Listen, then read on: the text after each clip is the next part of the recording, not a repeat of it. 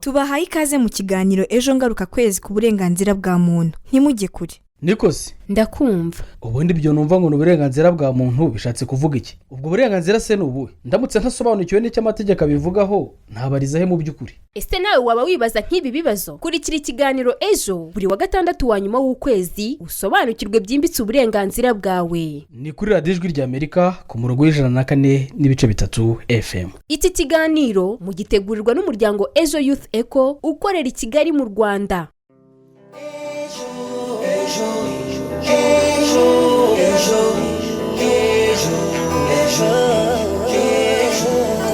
Rubyiruko amateka yacu ntituyibagirwe ahubwo tuyigireho twubaka ejo hatubeza. Ibihe byiza uteze amatwi radiyo ijwi ry'Amerika ivugira ku murongo w'104.3 FM.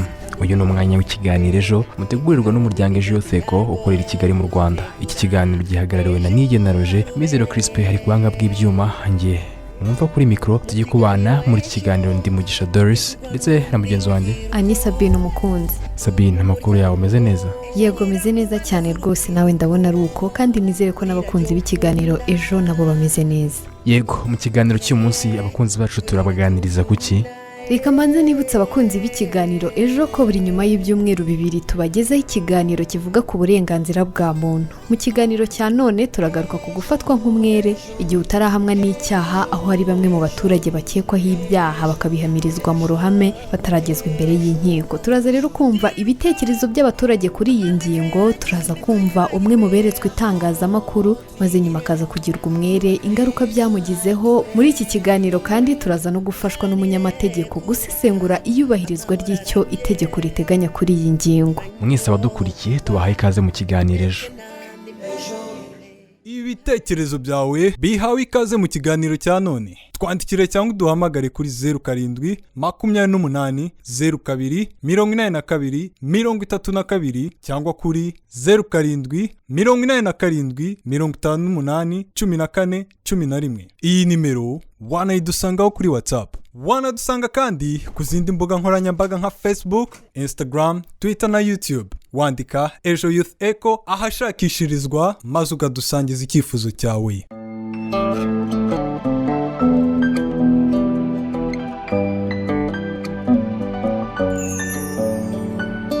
Hari bamwe mu bantu bakekwaho ibyaha maze bakerekanwa nyamara batarabihamwa n'inkiko. Mu itegeko nshinga rya Repubulika y'u Rwanda rivuga ku burenganzira ku butabera buboneye, buri muntu wese afite uburenganzira ku butabera buboneye, burimo uburenganzira bwo kumenyeshwa imiterere n'impamvu z'icyaha akurikiranyweho, kwiregura no kunganirwa, gufatwa nk'umwere kugeza igihe urukiko rufitiye ububasha ruhamije icyaha. Ibi kandi binateganywa n'ingingo ya 11 mu masezerano mpuzamahanga ku burenganzira bwa muntu u Rwanda rwashyizeho umukono mu 1948. Mu Rwanda n'ahandi henshi usanga iri tegeko ritubahirizwa ndetse n'abaturage badasobanukiye ko ari itegeko ribarengera, aho benshi usanga umuntu ufashwa akekaho icyaha yerekwa itangazamakuru ku mbuga nkoranyambaga ndetse n'ahandi hatandukanye karubanda, bityo sosiyete ikamuhamya icyaha atarahamwa n'urukiko nyamara ari rwo rubifite mu nshingano.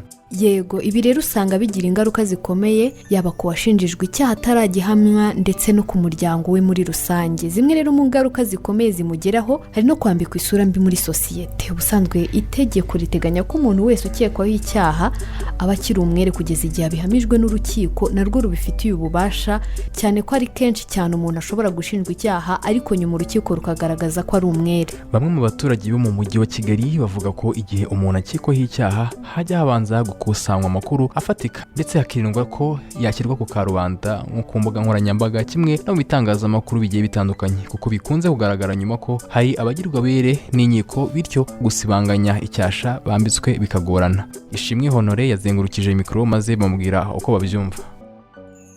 Leta yakamanje igafata umuntu wakeka akamanza akamushyikiriza inzego z'ubutabera mu gihe icyaha cyaba kimuhama bakabona kubitangaza, aho mu gihe icyaha kitari cyamuhama bakaba baretse, kuko iyo agarutse muri sosiyete agaruka ari mu ishusho mbi nyine. Ni uko nguko mbyumva. Leta ntabwo ari kwe kugira imushyira ku karubanda kuko bituma agira ipfunwe. Urugero nk'iyo ari mu muryango, umugore we cyangwa se abana be ntabwo bongera kumwizera cyangwa bamuha icyubahiro yari akwiriye, ugasanga nta cyizere nawe ubwo yifitiye no mu kazi karapfa kubera ko ahorana ipfunwe ry'ibyo bamutangaje wenda nticyanabaye cyo ntibyamufashe yari ukumukeka gusa. Burya uko umuntu ateye byo n'ibindi hariho n'abashobora kutabyakira neza, gusa byaterwa nanone n'uburyo wa muntu yarabanye n'abantu, ariko nanone nyuma y'uko bamugize umwere uburyo azitwara nibyo bimuhesha kugira ngo ba bantu bamugarurire icyizere. Njye niko mbyumva. Nimba yarashinjwaga yuko yafashe umwana ku ngufu n'ubundi bitarabayeho, mu by'ukuri icyo gihe icyo gisebo ntabwo ari ipfunwe kuri we ku buryo ashobora kwiheza cyangwa yiha akato. Ndahamya neza yuko sosiyete izamufata mu izina ry'umuntu yari afite mbere yuko akekwa cyangwa se abeshyirwaho yuko icyo cyaha yaba yaragikoze. Ko nanjye reka no gushidikanya kugira ngo bazumve ko yagarurirwa icyizere nk'uko mbere cyari kiri, ntabwo byahita biba, ni ibintu byo kugenda biza buhoro buhoro. Uko mbyumva ni ukuvuga ko buriya ni ikintu gikomeye cyane kubaka icyizere, ariko ni n'ibintu byoroshye kugisenya. Ni ukuvuga ngo rero iki gihe uwo muntu afite ibyo akekwaho ariko nyuma bikagaragara ko yabaye umwere, icyizere kiba cyatakaye. Sosiyete nyarwanda cyangwa se sosiyete muri rusange uko izabyakira, biragoranye kongera kugarurirwa icyizere nk'icyo yari afite mbere. Ariko nje numvaga mbere y'uko batangaza ko umuntu nyine yagize akekwaho, kugira ngo sosiyete ibimenye mbere bakagombye kubanza gushaka amakuru ahagije bakamenya neza koko uwo muntu arengana cyangwa se atarengana, bityo bigatuma na cya gihe wa muntu nabasha kugaruka muri sosiyete babonye koko yarenganaga, sosiyete izongera ikamugarurira cya cyizere yari afite mbere. Kuko nimba yaravugagaho kakekwa none hakaza kugaruka nubwo bamuhanaguyeho icyaha, ariko sitiri ba bantu baracyifite mu mutwe ko yakoze bya bintu. Reka dushimire Honore ndetse n'abaturage baganiriye nawe ati iyo umuntu ashyizwe ku karubanda mu gihe atarahamwa icyaha n'urukiko nyuma akazagirwa umwere biragorana kuba yasibanganya icyasha aba yarambitswe, ndetse nanone ugasanga binamuviriyemo kugira amakimbirane muri we. Nibyo Sabi, noneho niyo umuntu yeretswe itangazamakuru yeretswe rubanda kandi icyaha kitaramuhama, usanga nyuma iyo agizwe umwere atagarurwa imbere ya babandi yeretswe ngo bongere bavuge ko ari umwere. Aha rero igihe cyose yagirwa umwere ntabwo bizakuraho yasura yamaze kugira muri sosiyete. Ese hari igitekerezo wifuza kudusangiza ku ngingo turi kuganiraho uyu munsi? Twandikire kuri 0728028232 cyangwa se kuri 0787581411. Iyi nimero wanayitwandikiraho kuri WhatsApp. Wanadusanga kandi ku zindi mbuga nkoranyambaga nka Facebook, Instagram, Twitter na YouTube. Wandikamo Ejo Youth Echo ahashakishirizwa maze ukadusangiza icyifuzo cyawe. Iki ni ikiganiro Ejo muteze amatwi mutegurirwa n'umuryango Ejo Youth Echo ukorera i Kigali mu Rwanda, aho nyuma y'ibyumweru bibiri tubagezaho ikiganiro kigaruka ku ngingo zivuga ku burenganzira bwa muntu. Muri iki kiganiro turi kuganira ku gufatwa nk'umwere igihe utarahamwa n'icyaha, aho hari bamwe mu baturage bakekwaho ibyaha maze kerekanwa cyangwa se bakahamirizwa mu ruhame nyamara batarabihamwa n'inkiko. Turi kurebera hamwe icyo amategeko abivugaho ndetse tunumva ibitekerezo byanyu kuri iyo ngingo. Dukomeje n'ikiganiro twanagaruka ku ngaruka zigera ku bahamijwe n'icyaha mu ruhame mbere yo kugihamya n'urukiko. Akenshi rero usanga uwo bibayeho sosiyete itita ko ataragezwa imbere y'inkiko maze ikamufata nk'uwakoze icyaha akaba yambitswe icyasha muri sosiyete, bikaba byanamutera ipfunwe ryo kongera kuyisangamo kundi, akenshi akaba yabura n'amahirwe amwe namwe muri sosiyete. Muri ayo mahirwe rero ashobora kuvutswa na sosiyete harimo n'akazi.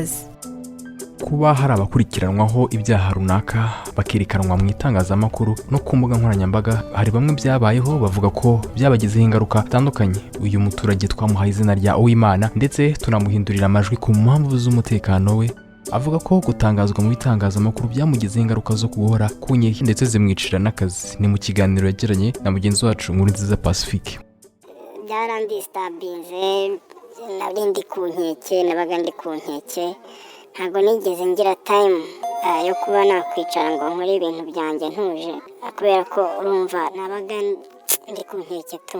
Ikindi byica na profile yawe cyane ko twebwe tuba ducuruza, twebwe tuba twicuruza ariko nabivuga, izi profile zacu nizo ducuruza nizo zitugaburira.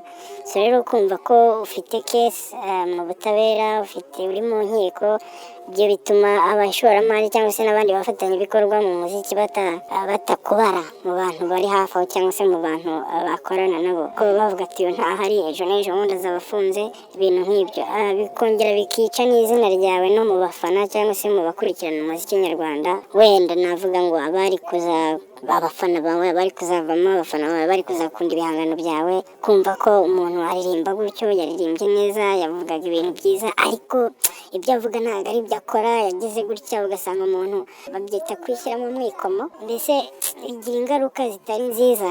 Ariko hagati aho ngaho nyine iyo uzi ko nta kintu wakoze, uzi ko ibiganza byawe biri clean, njyewe mba mvuga nti amaherezo y'inzira ni mu nzu, igihe kizagera isi imenye ukuri kwabyo, ariko nyine ntibihabura ingaruka bikugiraho, cyane ko hari n'abantu bashobora gufata kumenya ayo makuru y'uko akurikiranyweho ibi n'ibi bimeze gutya na gutya, ariko wenda amakuru y'uko byarangiye cyangwa se wabaye umwere yo ntabagereho, akagumana ya verisiyo yo kumva ko uri suspect. So rero ntabwo byabura ingaruka bikugeraho zitari nziza, ko byica izina ryawe, byangiza, hari ikintu bikugabanyaho. Ubona bikwiye yuko amakuru nk'ayo y'umuntu ajya ahagaragara atarahamwa n'icyaha? Njyewe ntabwo nizi ibintu by'amategeko, ariko nzi ko abantu babikora hano mu Rwanda, izi nzego zibishinzwe, they are professionals, bari professional cyane, ni aba expert muri ibi bintu, bafite impamvu babishyira ahagaragara. Baravuga ngo arakekwaho ibi n'ibi, hanyuma urukiko nirwo rubyemeza. Ariko wenda imyumvire itari yazamuka cyane ku rwego rushimishije. Abanyarwanda kenshi iyo bumvise ngo kanaka akurikiranyweho ibi n'ibi cyangwa se arakekwaho ibi n'ibi, bahita bumva ko ibyo bintu byabaye cyangwa se yabihanijwe n'inkiko. Ariko izo ni terme tekinike, abantu bize ibintu by'amategeko cyangwa se n'abandi bantu bajijutse bo bahita babyumva. Gukekwa no kuba uri warakoze ikintu ni ibintu bibiri bitandukanye, ariko babivuga neza ati kanaka arakekwaho ibi n'ibi, ubwo urukiko rukazaba ari rwo rubiguhamya cyangwa se rukabiguhanaguraho. Ariko hakabayeho umuntu wakoze iyo nyigo yirengagije ko kuba bavuga ati kanaka twamufashe tumukurikiranye ibi n'ibi, bakamushyira ahagaragara, bakamwereka isi n'abantu, itangazamakuru, yibagiwe ko ibyo bintu biramutse bimuhamye bagomba nabwo kubyereka itangazamakuru, bakavuga ati bya bintu twamushinjaga byamuhamye, cyangwa se yabihanagurwaho nabwo bakabyereka itangazamakuru ati wa muntu twari dukurikiranye ibi n'ibi twakekaga nabwo byamuhanaguweho. Mbese ntihabeho verisiyo imwe yo kwerekana ko yafashwe, kurekurwa bikaba mu ibanga cyangwa se kubimuhamya bikaba mu ibanga. Byaba byiza n'iyo verisiyo ya kabiri nayo ije, yaba umwere nabwo bakabibwira isi n'abantu, byamuhama nabwo bakabibwira isi n'abantu. Mbese ntibashyiremo abantu, ntibagumane ya imaje ya mbere babonye ngo yarafashwe. Ubona byakemura iki? Ntekereza ko ya profile ye yaba isigasiwe kwa. Nk'uko nabikubwiye, uyu munsi hari abantu bagifite verisiyo y'uko wenda nari nkurikiranyweho, nagize gutya na gutya, ubwo hari n'abazi ko mfunze, kuko ntabwo higeze habaho kubishyira ahagaragara noneho ko bafunguwe, mbese bya bintu byamunaguweho, bya byaha nakekwagaho, ariko nyamara fatwa cyangwa se mbikurikiranyweho byagiye ahagaragara.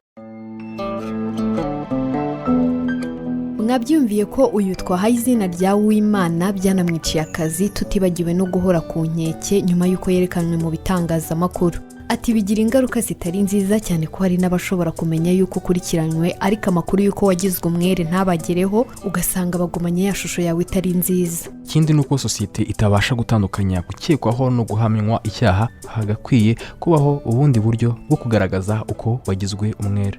Gusa ariko gufatwa nk'umwere igihe cyose utarahamwe icyaha n'urukiko rubifitiye ububasha ni uburenganzira bwa buri wese buteganywa mu ngingo ya 29 y'itegeko nshinga rya Repubulika y'u Rwanda ndetse n'iya 11 mu masezerano mpuzamahanga ku burenganzira bwa muntu u Rwanda rwashyizeho umukono. Marie Claire Singizwe yaganiriye na Maître Bizimungu Jean Marie Vianney, umunyamategeko w'umwuga umaze imyaka 7 atanga ubwunganizi mu mategeko, maze atangira amubaza uko asesengura iyubahirizwa ry'ubu burenganzira.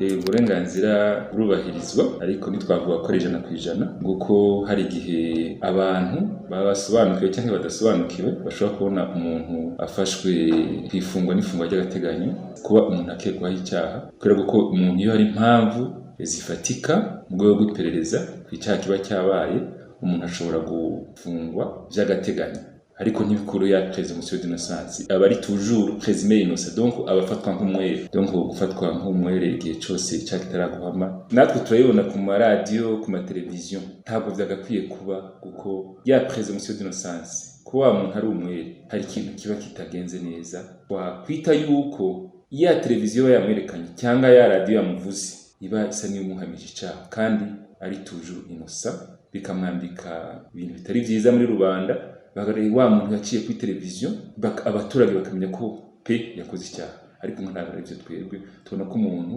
atagakwiye kugaragazwa ku radio cyangwa kuri televiziyo cyane ko ibyo bitateganyijwe n'amategeko cyane ko ejo cyangwa ejo bundi ashobora kuba umwere.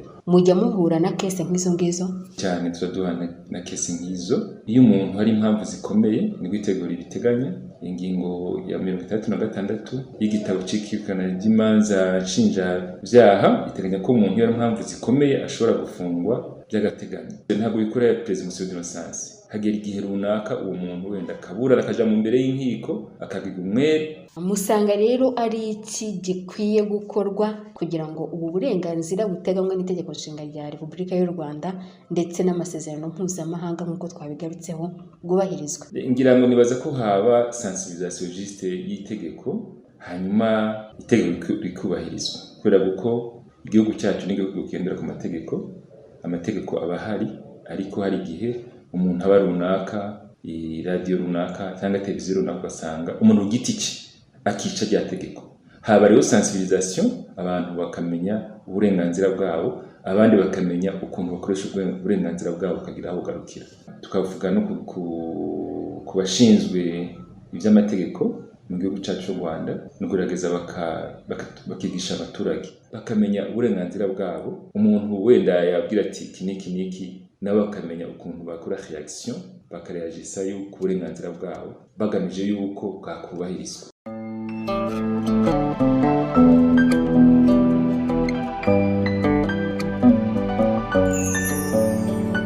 Kadushimire Maître Jean Marie Vianney Bizimungu na Marie Claire baganiye ati itegeko ntiryubahirizwa 100% kandi ntabwo byagakwiye kubaho ntabwo umuntu yakagaragajwe mu bitangazamakuru kandi atarahamwa n'icyaha aba bantu bakwiye gusobanukirwa n'itegeko kandi naryo rikubahirizwa. Ese hari igitekerezo wifuza kudusangiza ku ngingo turi kuganiraho uyu munsi? Twandikire kuri 0728028232 cyangwa se kuri 0787581411. Iyi nimero wanayitwandikiraho kuri WhatsApp. Wanadusanga kandi ku zindi mbuga nkoranyambaga nka Facebook, Instagram, Twitter na YouTube. Wandikamo Ejo Youth Echo ahashakishirizwa maze ukadusangiza icyifuzo cyawe. Uzana bazo witwa Pendo ibyo nakoreye irurindo sinahamya ko ari bitendo gusa ntega amatwi wumve nkubwire we wiyakanye buda ubeshya kumukunda kina na dekari ubeshya kumukunda yewe sinshobotse nagufata kunda naguteza intiga zigatura hasi we baby nakuba melody umukobo yusabana cyane naguha na mico agakora makihuta cyane uruganda rwawe uruganda rwawe uruganda rwawe uruganda rwawe uruganda rwawe uruganda rwawe uruganda rwawe uruganda rwawe.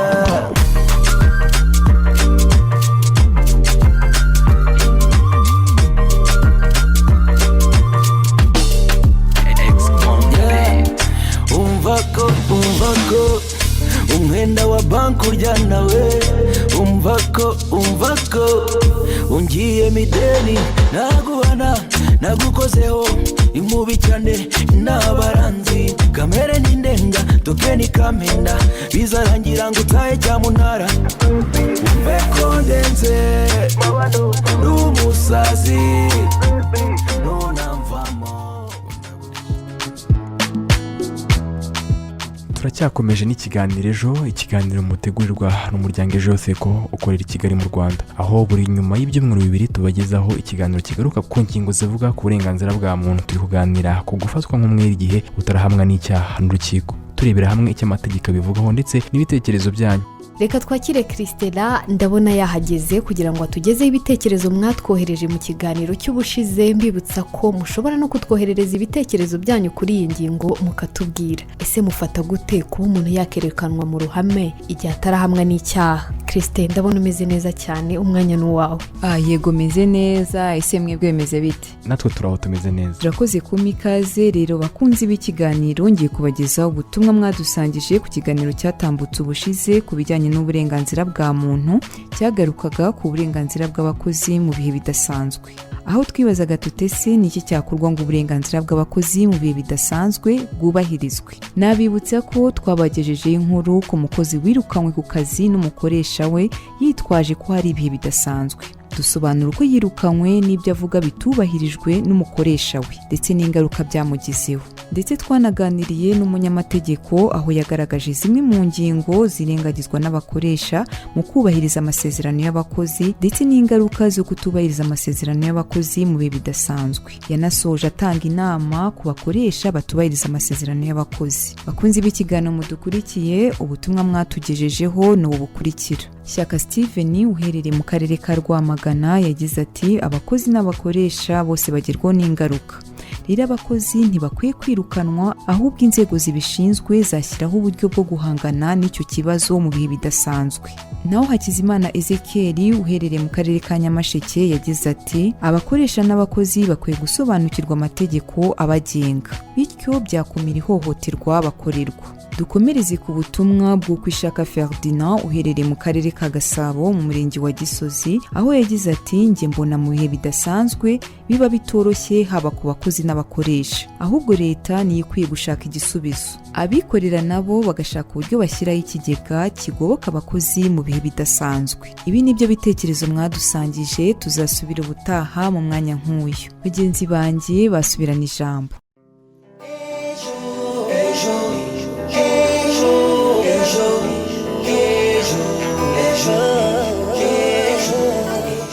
Tugeze ku musozo w'ikiganiro ejo cy'uyu munsi. Nshimire kandi wowe twabanye muri iki kiganiro kiba buri nyuma y'ibyumweru bibiri kigaruka ku burenganzira bwa muntu. Twaganiriye ku gufatwa nk'umwere igihe utarahamwa n'icyaha. Muri iki kiganiro twumvise bamwe mu baturage bavuga ko kwerekanwa mu ruhame ku muntu ukekwaho icyaha bidakwiriye. Twumvise kandi umuturage twahaye izina rya Uwimana kubw'umutekano we, aho yadusangije ubuhamya bwe ndetse n'ingaruka zirimo guhora ku nkeke kwerekwa itangazamakuru agikekwaho icyaha byamugizeho, dore ko yaje kugirwa umwere. Twumvise kandi Maître Bizimungu Jean Marie Vianney, umunyamategeko w'umwuga umaze imyaka 7 atanga ubwunganizi mu mategeko, asesengura iyubahirizwa ry'itegeko ku gufatwa nk'umwere igihe cyose utarahamwe icyaha n'urukiko rubifitiye ububasha, nk'uko bikubiye mu ngingo ya 29 y'itegeko nshinga rya Repubulika y'u Rwanda ndetse n'iya 11 mu masezerano mpuzamahanga ku burenganzira bwa muntu u Rwanda rwashyizeho umukono. Wakoze kubana natwe uyu munsi. Wifuza kudusangiza igitekerezo, ubuhamya cyangwa inyunganizi, watwandikira kuri 0728028232 cyangwa kuri 0787581411. Iyi nimero wanayitwandikiraho kuri WhatsApp. Wanadusanga kandi ku zindi mbuga nkoranyambaga nka Facebook, Instagram, Twitter na YouTube. Wandika Ejo Youth Echo ahashakishirizwa maze ukadusangiza icyifuzo cyawe. Ikiganiro ejo nakagaruka, mukomeze kugira ibihe byiza. Mwari kumwe nanjye Doris Mugisha ndetse na Sabine umukunzi. Miyezero Crispy yari ku buhanga bw'ibyuma, nige na Roger niwe uruhagarara iki kiganiro. Mukomeze kugira ibihe byiza.